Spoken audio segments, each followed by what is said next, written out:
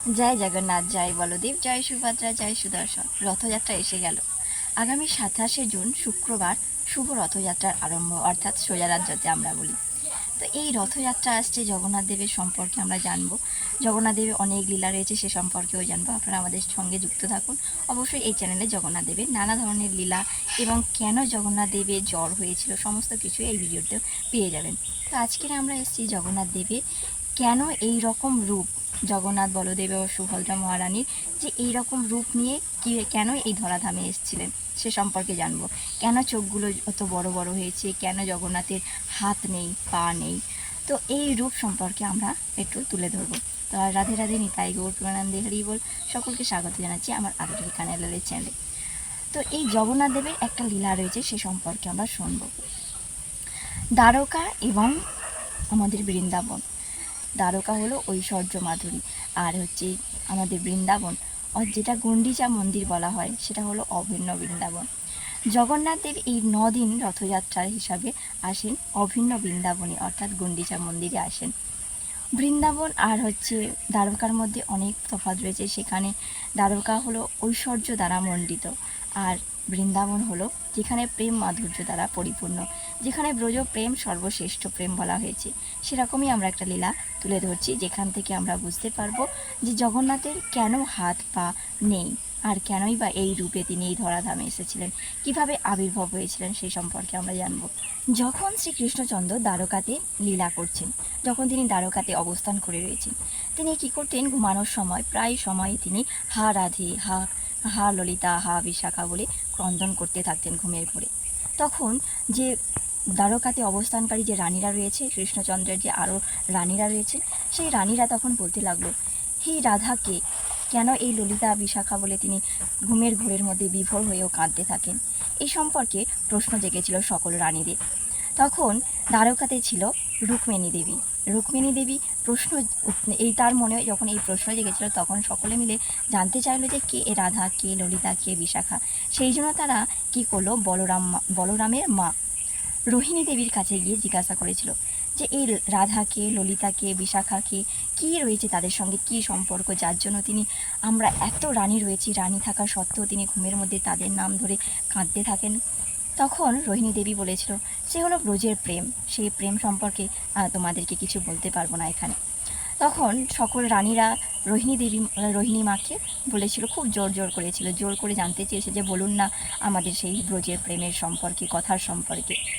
তখন রোহিণী মা বলেছিল, তোমাদেরকে এখানে তো বলা সম্ভব হবে না, তো চলো একটা বদ্ধ গৃহের মধ্যে সেখানে তোমাদেরকে ব্রজ প্রেম সম্পর্কে জানাবো, যার জন্য ভগবান শ্রীকৃষ্ণচন্দ্র সবসময় সেই প্রেমের মধ্যে বিভোর থাকেন। কে রাধা, কে ললিতা, কে বিশাখা, যাদের জন্য কৃষ্ণচন্দ্র এত কষ্ট পাচ্ছেন। তো সেই বলে রোহিণী মা কী করলেন, একটা ঘরে গৃহ বন্ধ করে সকল রানীদেরকে সেখানে নিয়েছেন, নিয়ে ঘরের বাইরে সুভদ্রা দেবীকে রেখেছেন, আর ঘরের গৃহের দরজা বন্ধ করে দিয়েছেন। আর সুভদ্রা মহারানীকে বলেছেন যে কেউ যাতে না এর ভিতরে প্রবেশ করতে পারে, এমনকি তোমার দাদা ভাইরাও যেন না এর মধ্যে প্রবেশ করতে পারে, অর্থাৎ কৃষ্ণ বলরামের কথা বলছে। সেই বলে মা রোহিণী মাতা শুরু করেছিলেন সেই ব্রজের প্রেম কথা, সেই ব্রজের প্রেমের লীলার কথা। তিনি একের পর ব্রজ প্রেম কেমন, গোপীদের প্রেম কেমন, সে সম্পর্কে তিনি বলতে শুরু করলেন। যখন ব্রজ প্রেমের কথা বলতে শুরু করলেন, ব্রজ প্রেম হলো এই রকমের প্রেম, গোপীরা, ব্রজের প্রেম শ্রেষ্ঠ এই জন্য বলা হয়েছে, গোপীরা কৃষ্ণচন্দ্রকে বা ভগবানকে ভালোবাসত, ভগবানকে পাওয়ার জন্য নয়, ভগবানকে ভালোবাসার জন্য তারা ভালোবাসত। সেই ব্রজ প্রেমের মধ্যে কোনো নিজেদের কোনো কথা ছিল না, নিজেদের কোনো সুখের কথা ছিল না, তারা শুধু কৃষ্ণকে ভালোবাসত ভালোবাসার জন্য, নিজেদের কোনো স্বার্থ ছিল না। কিন্তু দ্বারকা ঐশ্বর্য মণ্ডিত ছিল, সেখানে সবাই ঐশ্বর্যের দ্বারা পরিপূর্ণ, সেখানে নিজের সুখে, নিজের সেবা সুখের কথা ভেবেই তারা ভগবানকে ভালোবাসত। কিন্তু গোপীরা তারা নিজেদের কথা কখনোই মনে করতো না, সবসময় তারা ভগবানের চিন্তায় বিভোর থাকতো। তো সেই রকমের ব্রজ প্রেমের কথা রোহিণী মা বলতে লাগলো যত রানীগণকে। সেই ব্রজের কথা শুনে, সেই কৃষ্ণের বিরহ কথা শুনে দরজার বাইরে থাকা সুভদ্রা মাও অশ্রুজলে তিনি বিভোর হয়ে পড়লেন। আর পিছন থেকে, দরজার পিছনে অবশ্যই এসে গেছিল কৃষ্ণ বলরাম। তারাও যখন এই ব্রজের কথা শুনছেন, ব্রজের লীলা কথা শুনছেন, গোপীদের বিরহের কথা শুনছেন, প্রেমের কথা শুনছেন, তখন তারাও বিভোর হয়ে গেলেন প্রেমের মধ্যে। এতটাই বিভোর হয়ে পড়লেন, সেই স্থানেতে তারা কি করলেন, কুমড়ো আকৃতি, মানে হলো কচ্ছপ আকৃতি। ভগবানের আরও একটা অবতার রয়েছে, কুমড়ো অবতার।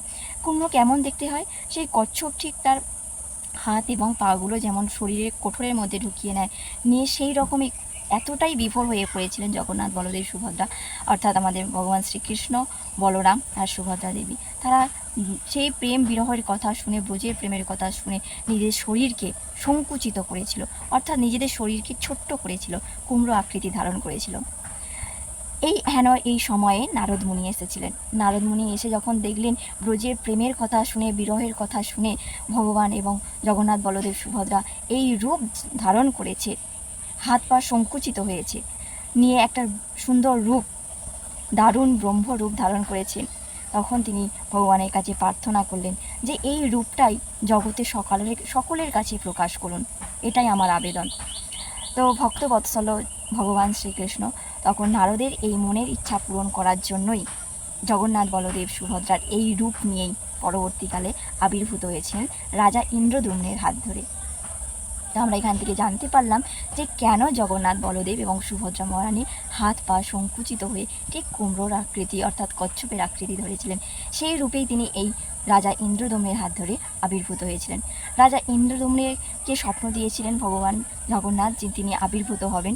জগন্নাথের একটা বিগ্রহ, তিন ভাই বোনের একটা বিগ্রহ স্থাপন করতে বলেছিলেন। সেখানে কাঠ জোগাড় করতে বলেছিলেন, নিম কাঠ, কিন্তু কোনো ব্রাহ্মণই, শুদ্ধ ব্রাহ্মণই কেউই কিন্তু এই বিগ্রহ স্থাপন করার জন্য রাজি হচ্ছিল না। এইখানের সময়ে স্বয়ং বিশ্বকর্মা একটা বৃদ্ধ ব্রাহ্মণ রূপে এসেছিলেন। তিনি এসে বলেছিলেন যে আমি এই বিগ্রহ স্থাপন করব, অর্থাৎ তৈরি করব। তবে একটা শর্ত কী ছিল? শর্ত ছিল যে সেই গৃহ থাকবে বন্ধ, কক্ষটা বন্ধ থাকবে, তার ভিতরেই তিনি বিগ্রহ মূর্তি তৈরি করবেন, আর সেই দ্বার কিন্তু কেউ খুলতে পারবে না। যদি দ্বার খুলেছে তো সেইখানেই সেই বিগ্রহ স্থাপন বন্ধ হয়ে যাবে। এই শর্ত নিয়ে যখন রাজা ইন্দ্রদ্যুম্ন রাজি হলেন, ঠিক আছে আপনি শুরু করুন আপনার কাজ, বিগ্রহ স্থাপনের কাজ বা তৈরি করার কাজ। এইভাবে 15 দিন চললো। টুকটাক ঘরের ভিতর থেকে কাঠের শব্দ শোনা যেত। সকলেই ভাবতো বাহ, সুন্দর বিগ্রহ তৈরি হচ্ছে। এমন সময় কিছুদিন গেল, আর কোনো কাঠের শব্দ শোনা যাচ্ছে না। সকলের মনের মধ্যে প্রশ্ন জাগলো, কাঠের শব্দ পাওয়া যাচ্ছে না, তাহলে কি বৃদ্ধ ব্রাহ্মণ না খেয়ে না দিয়ে কি কোনো কারণে মৃত্যু হয়েছে?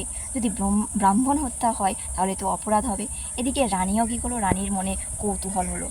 বারবার রাজার কাছে গিয়ে আবেদন করলেন যে গৃহের দরজা খুলুন, দেখুন ব্রাহ্মণ মৃত্যু হয়েছে কিনা, না হলে খুব অপরাধ হয়ে যাবে। যখন রানীর এই কৌতূহল নিয়ে রাজা গেলেন, গৃহের দ্বার খুললেন, দেখলেন সেখানে কেউ নেই। জগন্নাথ, বলদেব এবং সুভদ্রা মহারানীর এই বিগ্রহ অবস্থা ছিল, যেখানে হাত ছিল না, পা ছিল না, শুধুমাত্র শরীর কাষ্ঠ অবস্থায় ছিলেন। তো সেই থেকেই জগন্নাথ, বলদেব, সুভদ্রার মূর্তি এই রকমই ছিল, এবং সেই হাত ধরে, রাজা ইন্দ্রদ্যুম্নের হাত ধরে সেই বিগ্রহ আজ পর্যন্ত আমাদের কাছে পূজিত হয়ে আসছে, জগন্নাথ, বলদেব, সুভদ্রা এবং সুদর্শন। তো এই জন্যই জগন্নাথ, বলদেব, সুভদ্রার এক অপূর্ব রূপ আমাদের সামনে এসেছে। আসছে 27শে জুন শুক্রবার আমরা সকলে মিলে জগন্নাথের রথযাত্রার আনন্দের সঙ্গে জগন্নাথকে অভিন্ন বৃন্দাবন গুন্ডিচা মন্দিরে আনি। তার দাদা দাদা নিতাই গৌর প্রেমানন্দে হরি বল। কেমন লাগলো আপনাদেরকে এই অজানা এক জগন্নাথের রূপের বর্ণনা? তো অবশ্যই কমেন্ট করে জানাবেন। রাধে রাধে, নিতাই গৌর প্রেমানন্দে হরি বল। জয় জগন্নাথ, বলদেব, সুভদ্রা, জয় সুদর্শন।